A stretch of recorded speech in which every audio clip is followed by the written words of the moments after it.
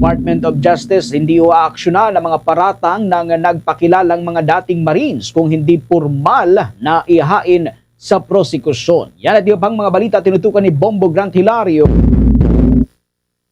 Sinagot ng Department of Justice ang patungkol sa usapin. Ibinunyag ng ilang mga nagpapakilalang dating miyembro ng Philippine Marines at kasamahan ng lumantad na testigo na si Orly Gutesa. Ayon kay Justice Spokesperson Attorney Paul Martinez, maaari lamang aksyonan ng kaguruan ang mga dokumentong opisyal at formal na inihahain sa tanggapan. Aniyay, ikukonsidera ng Justice Department bilang mga ebidensya sa preliminary investigation nito kung isinumiteng kabahagi ng reklamo o complaint. Bukod rito, maaaring kilalanin din ang mga aligasyon sa pamamagitan ng paghahain ng motion para maipasok o i-admit sa nakabinbing reklamo na isinampa sa Department of Justice. Kaugnay ang mga paglilinaw ng kaguruan matapos humarap sa publiko ang 18 nagpakilalang dating sundalo na nagsilbing tauhan umano ni former Ako Bicol Party List Representative Zaldico. Base sa kanilang salaysay, kanilang pinototohanan ang mga ibinunyag ni Orly Gutesa sa nakaraang pagdinig ng Senate Blue Ribbon Committee sa investigasyon ukol sa flood control. Mali-maletang naglalaman raw ng pera ang kanilang i-deliver kay former Congressman Zaldico, pati ilang mga opisyal at mambabatas kabilang pati si dating Marikina 2nd District Representative Estela Kimbo. Anilay, nagdala sila ng mga maleta sa mga bahay ng dawit ng mga opisyal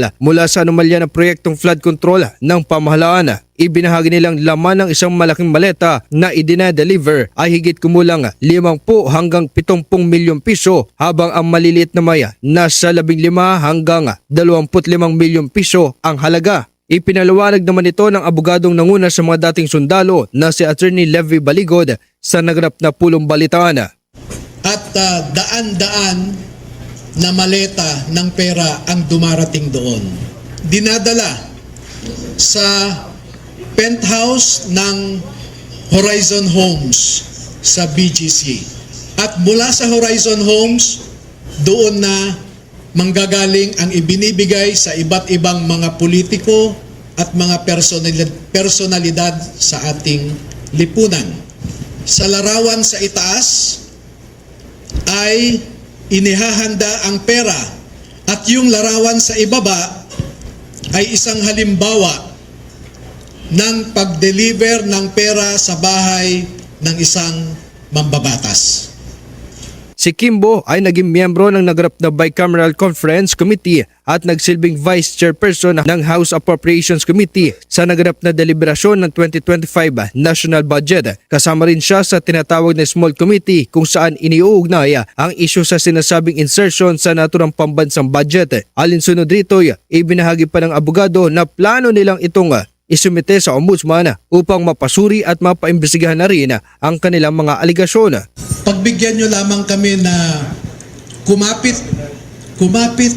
sa naiiwan pa nating pag-asa na gumagalaw ang ating institusyon.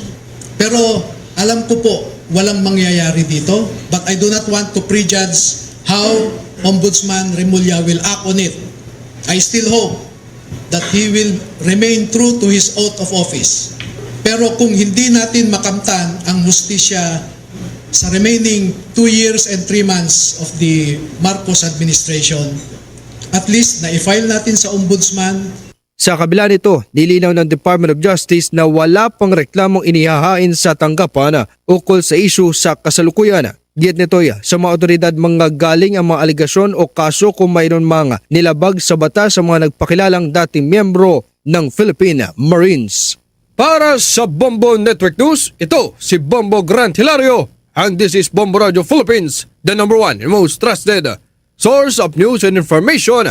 Basta Radio Bombo! For the most trusted source of news and information, visit our website at www.bomboradio.com. Follow us on Bombo Radio mobile app, Facebook, YouTube, TikTok, and X, formerly Twitter.